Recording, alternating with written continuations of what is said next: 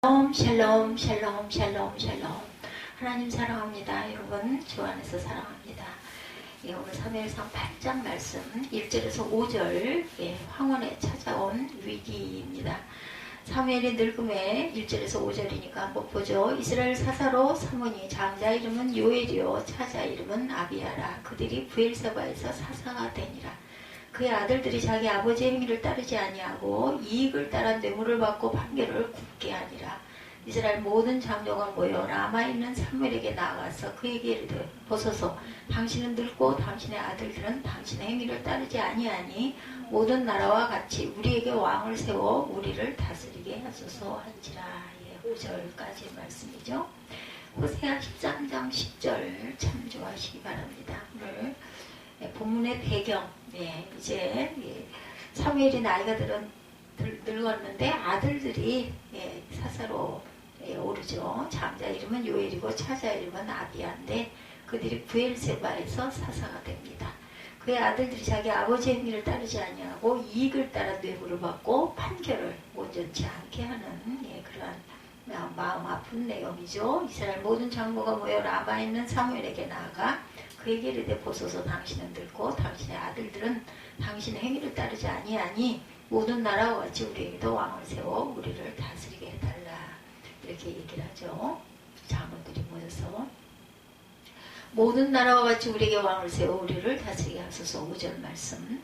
이스라엘의 왕은 하나님이셨어요. 그죠? 7절에 보면 야훼께서 사무엘에게 이르시되 백성이 내게 한 말을 다 들으라. 이는 그들이 너를 버림이 아니요 나를 부르여 자기들의 왕이 되지 못하게 함이라. 하나님이 왕인데 이제 나를 버리고 사람을 왕으로 세워달라고 하는구나, 이렇게 말씀하죠. 사무엘이 그것을 기뻐하지 아니하였다. 6절에 보면 이렇게 나옵니다. 전체를 내용을 보면 그 이유는 이스라엘 백성이 하나님을 버려 자기들이 왕이 되지도 못하게 하였기 때문인데, 이는 보이지 않는 하나님보다 보이는 인간의 힘을 더 의지하는 것이기 때문에 19절에서 20절에도 증거하고 있습니다. 백성이 사무엘의 말 듣기를 거절하여 이르되 아니로소이다. 우리도 우리의 왕이 있어야 하리니 우리도 다른 나라들 같이 되어 우리의 왕이 우리를 다스리며 우리 앞에 나아가 우리의 싸움을 싸워야 할 것입니다. 이렇게 얘기를 하죠. 그 이유는 이스라엘 백성이 하나님을 버려서 자기들의 왕이 되지 못하게 하였기 때문이라는 것입니다. 사무엘상 8장 7절 그리고 8장 19, 20절 아까 증거에서 읽은 것처럼 나를 버리고 다른 신들을 섬김같이 한다. 신명기 32장 16절에 보면 그들이 다른 신으로 그의 질투를 일으켜서 가증한 것을 그의 진노를 격발하게 했다. 그들은 하나님께서 제사하지 아니하고 귀신에게 그 제사를 하죠. 아모스 5장 21절에서 17절 내용에 보면 이스라엘 족속아, 너희가 40년 동안 광야에서 희생과 소제를 내게 드렸느냐? 너희가 너희를 위하여 만든 신들의 별 형상을 가지고 가리라. 이렇게 얘기합니다. 그들의 말을 들어 왕을 세웁니다. 하나님은 자신의 뜻과 다를지라도 백성이 요구하면 그들의 뜻대로 하게 그냥 기다리고 보시죠. 그러나 이런 경우 반드시 부정적인 결과를 낳게 된다는 것. 그로 인해서 하나님의 징계를 받게도 됩니다. 발람 선지자 사건 너무 잘 알죠? 이스라엘 백성을 저주해달라는 발락의 요구에 대해서 하나님은 가지도 말고 저주하지도 말라고 하셨으나 발람이 재물을 탐하여서 가기를 원하자 하나님께서 그냥 내버려 둬요. 우리 인생 삶도 그렇다는 거 잊지 마시기 바랍니다. 민수기 22장 1절에 35절 내용에 보면 하나님이 발람에게 이르시되 너는 그들과 함께 가지도 말고 그 백성을 저주하지도 말라. 그들은 복받을 자들이니라. 밤에 하나님이 발람에게 임하 이르시되 그 사람들이 너를 부르러 왔거든 일어나 함께 가라. 이렇게 얘기하시죠. 하지 말라고 했는데도 부득부득 그리 가려고 하면 그래 한번 해봐라. 놔준다라는 거. 그러나 노중에 야훼 사자를 보내어 발람을 죽이려 하셨어요. 이후 발람은 이스라엘 백성들에 의해 결국은 죽임을 당합니다. 그래서 사람의 뜻을 세우고 가는 것은 좋은 결과를 반드시 얻지 못한다는 것 믿고 가셔야 합니다. 이런 일들 너무나 비일비재하게 많죠. 카드핏에 몰리던 사람이 자살을 하는 그 사건들이 간간히 우리 신문에도 보도가 되죠. 그가 진빚대 액수는 600만 원에 불과했다고 그래요. 어떤 그 카드빚 때문에 돌아간 사람 내용을 보니 부유한 사람에게는 적은 빚은 염려가 아니지만 가난한 사람에게는 적은 빚도 절망의 원인이 됩니다. 600만 원으로 내가 생명을 끊을 만한 그 정도 금액은 아니잖아요. 그죠? 6천만 원도 6억도 아닌데 우리 인생도 마찬가지라는 거. 아직 젊어서 육체와 정신에 자원이 많이 남아있을 때는 큰 환란이 위기가 될 수가 없는데 늙어서 나이가 들어서 육체와 정신에 자원이 별로 없을 때 작은 환란으로도 우리는 인생의 벼랑 끝에 서게 되기도 한다라는 거. 나이가 들수록 우리를 인생의 위기로 내모는 계기들이 우리 자신에게 있기보다는 우리와 관계를 맺고 있는 다른 사람들로부터 오는 경우들이 많이 있습니다. 대부분의 사람들은 늙어감에 따라 욕망의 크기도 줄어들고 인생의 모험에도 주저하기 때문이죠. 오늘 본문에 인생의 황혼에 이러한 삶의 벼랑 끝에 섰던 믿음의 사람을 기록하고 있어요. 사사 사무엘의 이야기죠. 사무엘상 8장 내용. 아들들이 아버지 같지가 못해서 생긴 문제입니다. 하나님의 사람이에요. 사무엘은 신실한 신앙을 가진 어머니의 서원으로 태어난 사무엘은 일찍 야훼께 드림받은 나시린 하나님의 사람이었죠. 성경 그의 평생의 모습을 다음과 같이 말하고 있습니다. 첫째, 그는 직임으로서의 선지자 제도의 시조이기도 하다. 직임자로서의 선지자 제도의 시조. 이스라엘의 하나님의 통치를 구현하는 새 솔발과 같은 기구가 있었는데 왕과 선지자와 제사장이죠. 왕과 선지자와 제사장. 그 중에 사무엘은 선지자 직분에 직임으로서의 정착되는 그 시조 원조가 되기도 했다. 모든 선지자의 비전은 모세이지만 사무엘 이후로는 선지자들의 체계적인 교육을 통해 이스라엘을 위하여 봉사하게 됩니다. 사무엘 이후로 모세가 하나님으로부터 율법을 받음으로 이스라엘 민족을 신정국가로 세우는 일을 했는가 하면 사무엘은 그렇게 수립한 신정국가 체제가 왕정국가로 이어지는 상황 속에 수문과 같은 역할을 했어요. 둘째, 그는 탁월한 영적인 사람이었습니다. 첫째는 직임으로서 선지자의 그 제도의 시조였다. 그리고 또한 영적인 사람이었다. 아주 탁월한 일찍 어머니 한나의 간절한 기도와 소원으로 태어난 사람이죠. 노년에 신령함을 잃고 세속적이고 무기력해진 제사장 엘리의 지도 아래서 자랐지만 뛰어나지 못한 스승보다 어머니의 영향을 받은 인물이 사무엘입니다. 젖될 무렵, 우리는 젖되면 돌이잖아요. 돌질하면 젖을 떼는데 이스라엘은 한 8살까지 젖을 먹기도 하고 그래서 그 나이 때 4살, 5살 때 엘리에게 갔던 그러한 사무엘입니다.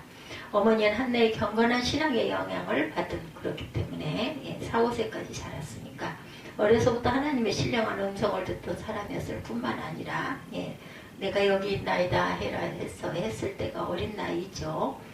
사무엘상 3장 10절에서 18절까지 증거합니다. 하나님과의 뛰어난 친교 속에서 동행하고 하나님의 인정을 받던 신령한 사람이기도 했다. 사무엘하 3장 19절에도 증거합니다. 그의 신령한 성품은 미스바의 성에서 가장 잘 나타나죠. 미스바의 모에서 기도하고 금식하고 기도하면서 하나님의 귀한 은혜를 받은 그런 사건 미스바 성입니다. 이스라엘이 블레셋의 공격을 받기 위기에 처했을 때 사무엘이 이런 국가적인 위기 상황을 온 백성의 영적 회복의 기회로 바꿔줄 줄 아는 신령한 안목을 가졌던 그러한 사사였다. 그래서 성경이 말하죠. 이스라엘이 이스라엘 온 족속에게 일러 가르되 너희가 전심으로 야훼께 돌아오려거든 이방 신들과 아스타롯을 너희 중에서 제하고 너희 마음을 야훼께로 향하여 그만 섬기라. 너희를 블레셋 사람의 손에서 건져내리라. 사무엘상 7장 3절 말씀이죠.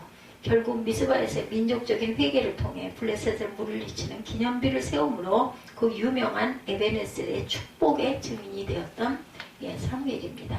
셋째로 그는 탁월한 영적인 사람이었고 셋째로 탁월한 권위를 가지고 다스리던 사람이었다. 영적 사람 그리고 탁월한 권위적인 사람. 그런 이스라엘의 두 사람에게 기름을 부어 왕이 되게 한 인물이기도 하죠. 초대왕 사울과 다윗이 사무엘이 기름 부어준 그러한 사람들이기도 합니다. 초대 왕의 그런 그 기름 부음을 했던 그러한 사무엘. 사울이 비록 한 나라를 다스리던 왕이었지만 선지자로서 사무엘은 그에게 책망과 직언을 주저하지 않죠. 사무엘상 15장에 나와 있습니다. 사무엘은 비록 하나님의 지시에 의해서 이스라엘의 왕정을 도입하는 심부름을 하기는 했지만 그의 정치적 이상은 왕이 하나님의 종이 되어 다스리는 그 신정적인 왕국가였습니다. 왕이 하나님의 종이 되어서 다스리는. 사무엘은 이러한 신앙적인 이상을 국가 정치에 구현하기 위해 뭔가 마음을 바친 사람이다. 네 번째, 그는 탁월한 기도의 사람이었다. 탁월한 권위를 가지고 있었고 아주 기도를 쉬지 않았던 그런 아주 믿음의 사람. 사무엘은 말년에 하나님의 말씀을 거역하는 이스라엘 백성들에게 하나님이 그들을 다스리셨던 역사를 회복케 하고 교훈하기도 합니다. 늙어 머리가 희었을 때 왕이 세워져 그들을 다스릴 때조차 그 백성들을 교훈하기를 그치지 않습니다. 그러게 그는 고백하죠. 사무엘상 12장 23, 4절에 보면 나는 너희를 위하여 기도하기를 쉬는 죄를 야훼 앞에 결단코 범치 아니하고 선하고 의로운 도로 너희를 가르칠 것인즉 너희는 야훼께서 너희를 위하여 행하신 그 큰 일을 생각하여 오직 그를 경외하며 너희 마음을 다하여 진실이 섬기라 이렇게 말합니다. 이처럼 연로하게 된 후에도 하나님 앞에 기도하기를 쉬지 않는 탁월한 영적인 사람이었던 그러한 사무엘. 그의 스승이었던 엘리의 노년과는 다른 노년을 보내었어요. 탁월한 기도로 하나님과 교통하는 사람이기도 했습니다. 아비를 따르지 않는 아들들이기도 합니다. 지금 훌륭한 아버지를 둔 아들들은 얼마나 경건하고 진실한 사람이었는지 성경은 말하죠. 사무엘상 8장 3절이죠. 그 아들들이 아비의 길을 따르지 아니하고 이를 따라서 뇌물을 취하고 판결을 굽게 했다. 온전한 판결을 하지 않죠. 이스라엘 역사 가운데 뛰어난 인물이었던 아버지의 아들들이 신앙이 거의 없는 사람으로 등장을 합니다. 더욱이 그의 아들들은 이스라엘의 사사가 되었어요. 대를 이어서 그야말로 최악의 상황을 맞이하게 된 거죠. 국가적으로도. 만약 이들이 아무런 직분이 없이 평범한 농부나 혹은 목부로 일생을 살았더라면 그다지 큰 문제가 되지 않았을 텐데 지도자가 된 그 아들들의 불신앙은 개인의 문제가 아니라 국가의 문제가 되고 맙니다. 요엘과 아비야의 이야기가 있죠. 그 두 아들의 이름이 요엘과 아비야였죠. 그 이름은 각각 야훼는 하나님이시라는 뜻이에요. 요엘 뜻과 야훼는 나의 아버지시다. 아비야. 예. 이런 그 이름입니다. 아주 훌륭한 이름을 가졌어요. 장자의 이름은 야훼 종교의 유일신 사상을 표명하고 있고 요엘. 그리고 차자의 이름은 하나님의 삶의 모든 방면에서 주인으로 인정하고 가까이 하는 신앙 고백의 의미를 담고 있는 야훼는 나의 아버지시라. 아비야. 요엘은 그죠? 유일신 사상을 표명하고 있고 이 이름들은 하나님에 의해 계시가 되었거나 아버지인 사무엘이 지어준 이름이었을 거예요. 그렇죠? 아마도 사무엘 아버지가 직접 지어준 이름이 아니었을까. 그렇다면 그들의 이름은 아버지 사무엘이 두 아들을 향해 가지고 있었던 간절한 신앙적인 바람이었을 것입니다. 그러나 그들은 그 이름에 합당한 사람들이 되지를 못했어요. 오늘날 기독교 가정에서 자기의 자녀들에게 신앙적인 의미를 가진 이름을 지어주거나 성경 인물의 이름을 사용하는 경우가 많이 있죠. 아주 그 은혜스러운 일이기도 합니다. 그런 부모들은 더더욱 자녀들이 그 이름에 합당한 신앙적인 삶을 살 수 있도록 정성을 기울여 가르치고 돌봐야 하죠. 성경은 사무엘의 두 아들의 신앙과 삶의 특징을 세 가지로 언급합니다. 아버지를 따르지 않았어요. 첫째, 그들은 아버지를 따르지 않았다.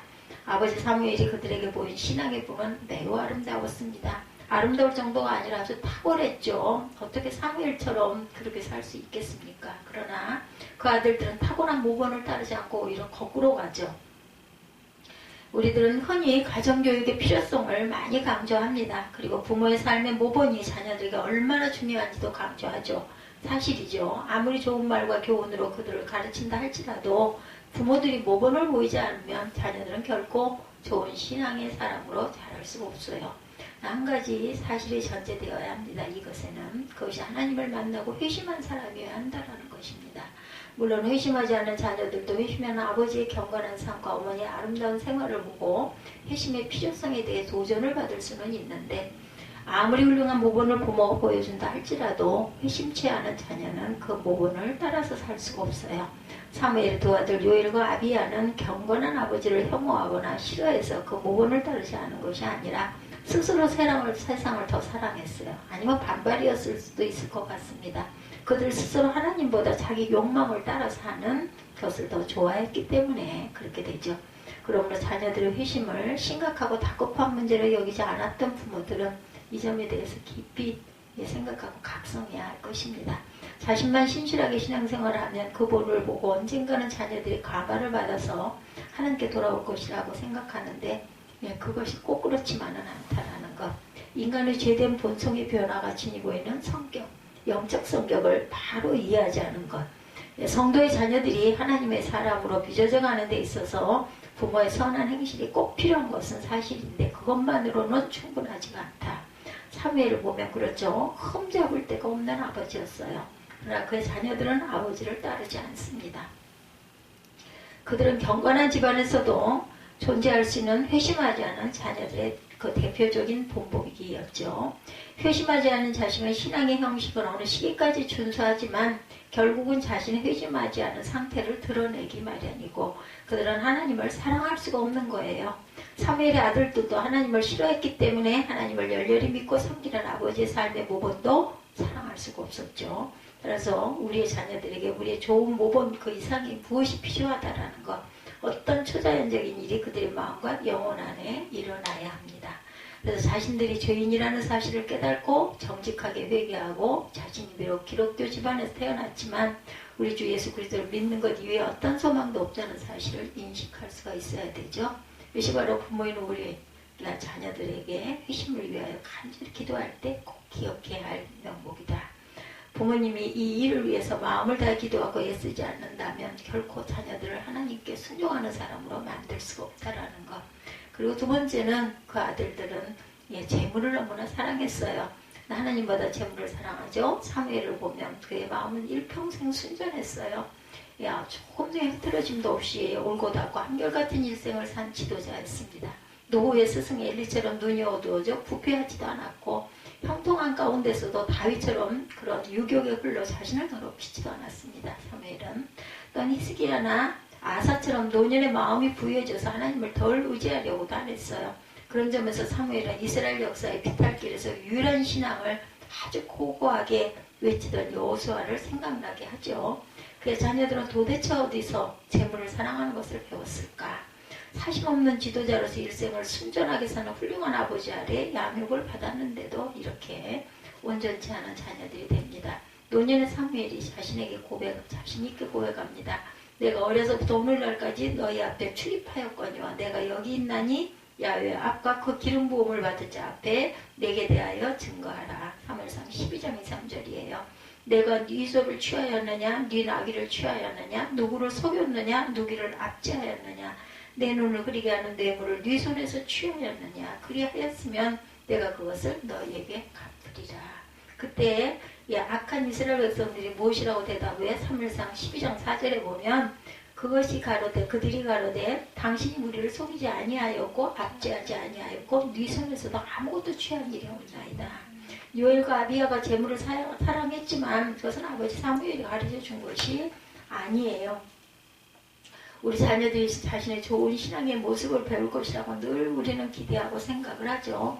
그러나 자녀들에게 영향을 미치는 요인들은 세상에 너무너무 많이 가까이에 그 아이들 가까이에 널려 있다는 것.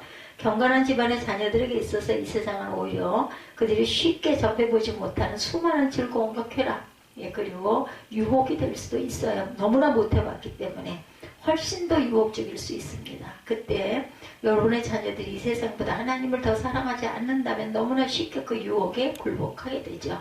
부모인 여러분이 은혜를 받아 잠시 몸을 이 세상 대신 영원한 하나님의 나라를 사랑하며 산다 할지라도 자녀들은 정반대의 삶을 오히려 안 해봤기 때문에 그것이 더 아름답게 유혹으로 바꿔올 수도 있다. 사람은 경험하지 못한 진리들을 붙들고 살 수가 없고 만나지 못한 하나님을 사랑하며 살아갈 수가 없어요. 사무엘은 자기의 자녀들에게 하나님만을 사랑하는 모본을 보여주었지만 자녀들은 하나님 대신 재물을 사랑합니다.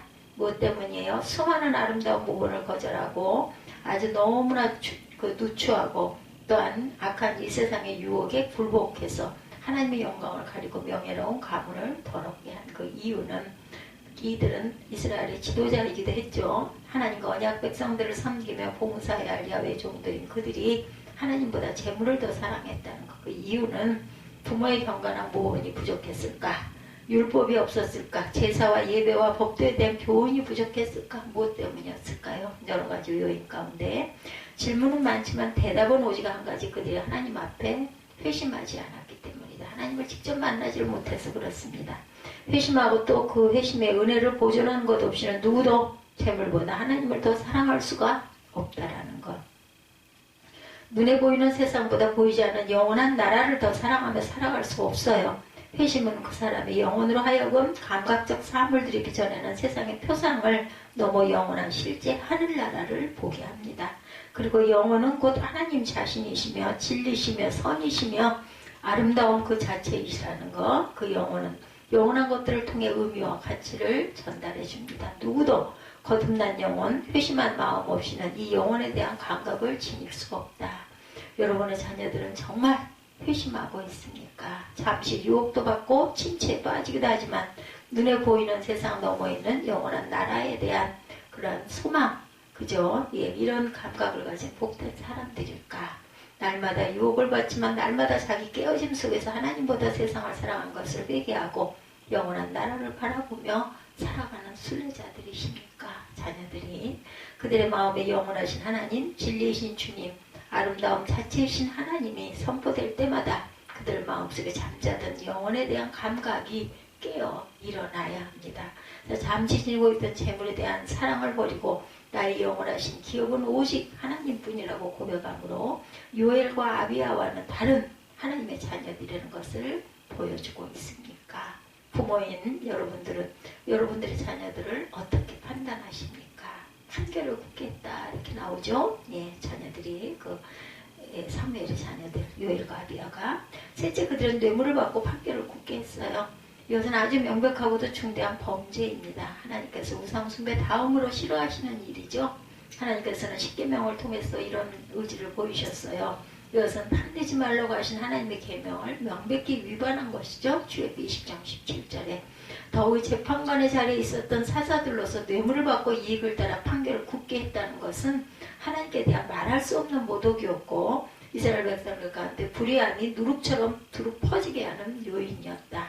이러한 일에 공공연하게 자행되었으니 장본이 바로 사무엘의 아들들입니다. 한마디로 이러한 지속적인 죄는 그들 가운데 하나님을 향한 두려움이 전혀 없거나 거의 없었음을 암시합니다. 하나님의 율법에 따르면 백성들은 다스리는 지도자, 특히 재판하는 사람들의 중요한 자격은 하나님을 두려워하는 것이어야 돼요. 하나님을 향한 두려움, 경건한 두려움은 하나님의 백성들 가운데 옳고 그름을 판단하고 하나님의 율법을 세우는 자기 소유해야 할 가장 중요한 자격입니다. 반드시 진실무망한 사람이어야 했는데 그렇지가 못했다. 출애굽기 18장 21절에 그대는 또 온 백성 가운데 제덕이 겸전한 자 곧 하나님을 두려워하며 진실을 무망하며 불의한 일을 미워하는 자를 빼서 백성 위에 세워 천부장과 백부장과 50부장과 10부장을 삼아라 이렇게 말하죠. 아버지 사무엘은 의와 공정으로 판단합니다. 하나님을 향한 사람이 그를 정의롭게 했던 것이죠. 그러나 아버지 밑에서 요엘과 아비야는 한 번도 아버지가 가르쳐 준 적이 없는 다른 것들을 배웠어요. 하나님 대신 재물을 사랑하고 율법을 굳게 했습니다. 어떻게 이런 일이 그들 가운데 일어날 수 있었을까? 그들이 회심하지 않았기 때문이다.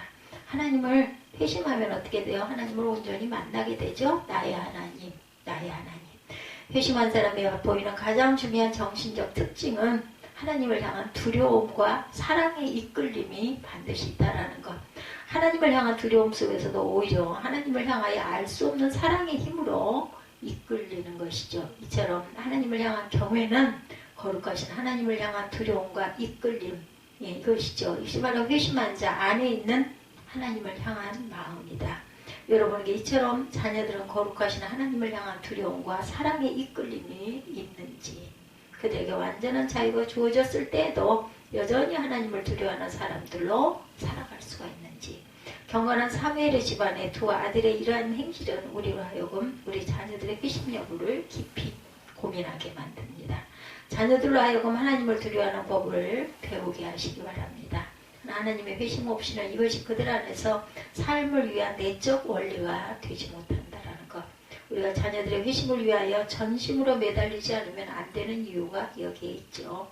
그리고 늙었을 때의 내용을 보면 사무엘의 두 아들 요엘과 아비야가 이스라엘 사사가 되죠. 사무엘이 늙었을 때. 사사가 되기 전에 어땠었는지, 이처럼 방종한 삶이 천하 만민에 드러났다면 아마도 사무엘은 자신의 아들들이었지만 아들을 사사로 삼지 않았을 것입니다. 근데 그들은 사사가 되었고 이처럼 큰 일이 일어납니다. 성경은 말하죠.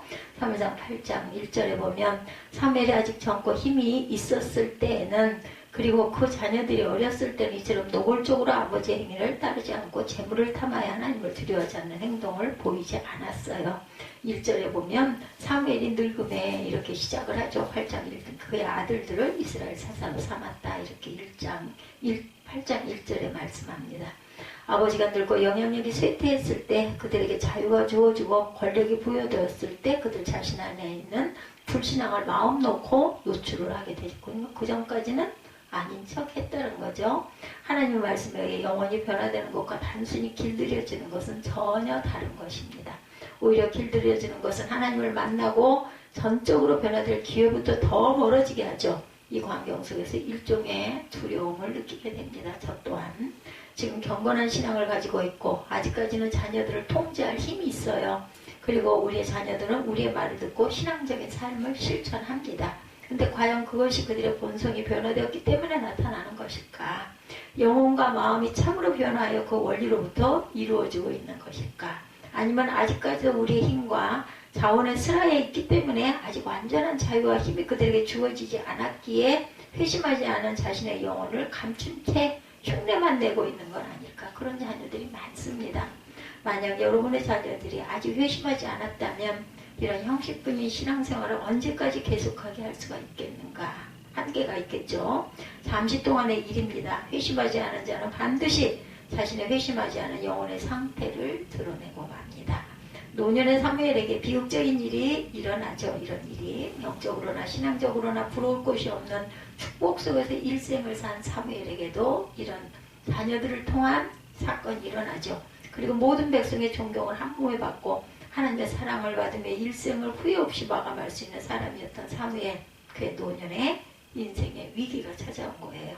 저무는 인생에 찾아온 이 위기의 급습은 회심하지 않은 자녀들을 통해 일어납니다. 그는 세상을 사랑하는 사람이 아니었기 때문에 재물로 인해 위기를 만난 사람이 아니었죠. 그러다 보니 자녀들을 통해서 속된 욕망에 포로된 사람이 아니었기에 자신의 더러운 추문으로 위기를 초래하지도 않았어요. 오히려 위기는 회심치 않은 자녀들을 통해 옵니다. 여러분은 어떻습니까? 꼭 자녀가 아니라도 배우자도 마찬가지죠. 인생을 주님을 위해 살았다 할지라도 이제는 세상에서 사랑하는 것이 없다 할지라도 하늘나라에 대한 소망으로 가득 찬 가운데 하얀 머리를 쓸어 올린다 할지라도 여러분의 회심치 않은 자녀들은 인생의 노년에 거치는 돌이 될 수 있다는 것.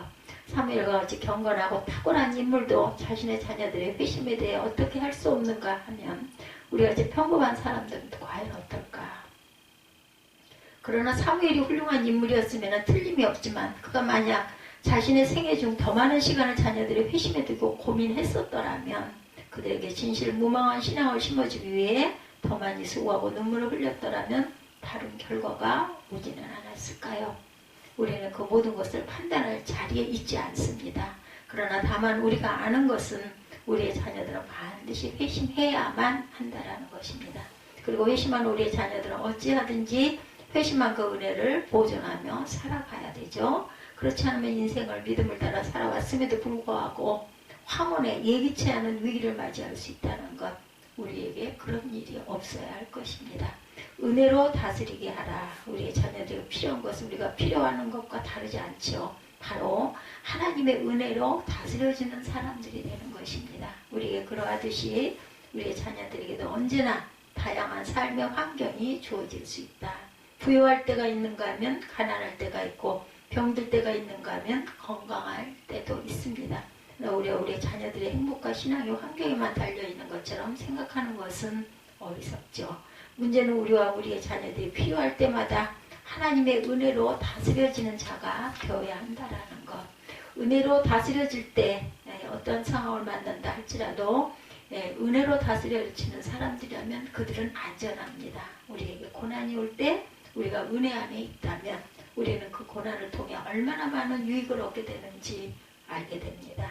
우리는 그 고난 속에서 우리 자신을 향한 하나님의 사랑과 자비를 깨닫고 배우고 체험하게 됩니다. 그리고 오히려 우리 자신 안에 있는 그 질긴 불순종과 고집들을 고난을 통해 발견하고 어때요? 내어버리게 되죠. 우리의 자녀들도 그렇게 될 것입니다. 형통할 때 은혜 안에 있다면 우리가 얼마나 많은 것들을 배우게 되는지 생각해 보시기 바랍니다. 형통 안에는 우리를 축복하시는 하나님을 만나게 되죠. 그리고 공급해 주시는 물질과 그 힘 안에서 우리의 사명을 재발견하기도 한다는 것. 물질의 풍부함 속에서 은혜가 없다면 우리의 마음은 교만해지고 또한 행위 또한 부패하게 되지만 은혜가 있다면 그것으로서 사명을 따라 살고 주님이 주시는 축복들을 망가진 이 세상을 고치는 데 쓰게 됩니다. 우리의 자녀들도 그렇게 되겠죠. 우리의 자녀들이 상처가 많은 가정에서 살았다 할지라도 우리는 걱정하지 않습니다. 우리의 자녀들이 참으로 하나님의 은혜로 다스려지는 사람들이라면 그 많은 상처에도 불구하고 상처보다 더 큰 하나님의 사랑을 경험하고 놀라운 변화를 받을 것입니다. 오히려 그 상처 때문에 하나님의 위대한 사랑에 대해 눈뜨는 계기가 되어야 하겠죠. 이처럼 하나님의 은혜는 이 모든 것들을 이기게 합니다. 부모된 여러분이 지금 아무리 젊고 이 세상 그 자원을 많이 가졌다 할지라도 결국은 늙고 병들어 세상을 떠나게 되죠. 그리고 그런 그 자원들은 사라져버리거나 자녀들에게 넘겨집니다. 그 때문에 여러분의 자녀들은 누가 붙들어 줍니까? 하나님의 은혜가 아니면 무엇으로도 여러분들의 자녀들을 붙들 수가 없습니다. 여러분들이 피눈물을 흘리며 선한 유언을 남기고 눈을 감아도 지켜야 할 그들의 의무는 회심하지 않은 자녀들은 이행할 수 없는 약속이 된다라는 것. 그러므로 여러분의 자녀들은 먼저 회심해야 한다. 회심하지 않은 자녀는 결코 하나님의 은혜로 다스려질 수가 없습니다. 은혜에 의해 다스려져야만 우리 자녀들의 희망이 있다는 사실을 잊지 마십시다. 그것은 두 가지로 요약이 되죠. 어떻게 은혜로 다스릴 것인가. 첫째, 여러분의 자녀들이 회심하는 것이죠. 회심함으로 영혼과 마음 안에 생명과 성령의 법이 심겨져 그들 안에 내주하는 성령이 그들을 다스릴 수 있다. 둘째는 회심한 자녀들을 방치하지 말고 은혜 안에 있도록 그 다음에는 잘 돌봐야 되겠죠. 여러분의 자녀가 생애적으로 주님을 만나고 회심했다 할지라도 은혜 안에 있지 않다면 여러분의 자녀들은 복되지도 않고 하나님의 말씀에 순종하는 삶을 살아갈 수가 없습니다. 어떻게 해서 얻은 구원인데 어떻게 해서 들어가게 된 회심인데 이 귀한 그 상태에 하나님을 섬기며 살아가야 할 인생의 수많은 날들을 불순종과 타락 속에 방황하게 내버려 두어서는 절대로 안 되겠죠. 이미 회심했고 하나님의 자녀가 되었으니 하늘나라에 갈 것이 아닌가라고 생각하지만 그거 아니죠. 회심함으로 영생을 얻은 자녀들의 행복은 성화의 삶 속에만 누려질 수가 있다는 것. 예, 아름답고 회심한 경험이 있는 저와 여러분들의 자녀들에게 회심함 속에서 아름답고 성화되는 삶을 살 수 있도록 열어놓은 은혜의 샘을 죄와 사단이 얼마나 막으려 하는지를 꼭 잊지 말고 항상 은혜 안에 거하는 자녀들이 되도록 기도하고 붙들고 섬겨줘야 되겠죠. 예, 내 자녀를 버리지 말아라. 우리 하나님의 은혜를 늘 갈망하고 우리의 자녀들이 아무리 회심하지 아니하였다 할지라도 아무리 완고하다 할지라도 그 회심의 영광스러운 날이 아무리 더디다 할지라도 우리는 포기하지 말아야 합니다. 사랑은 오래 참습니다. 하나님을 사랑하기 때문에 포기하지 말아야 되고 무엇보다도 우리의 자녀들이 우리의 생명과 결탁되어 있기 때문에 포기하지 않습니다. 그날이 속히 오도록 그들을 위해 기도하고 끊임없이 말씀 앞에 세우며 애쓰며 수고하는 자녀들의 부모 또한 배우자가 되는 믿음의 배우자들 먼저 된 믿음의 배우자들이 되시기를 주님의 이름으로 축복합니다.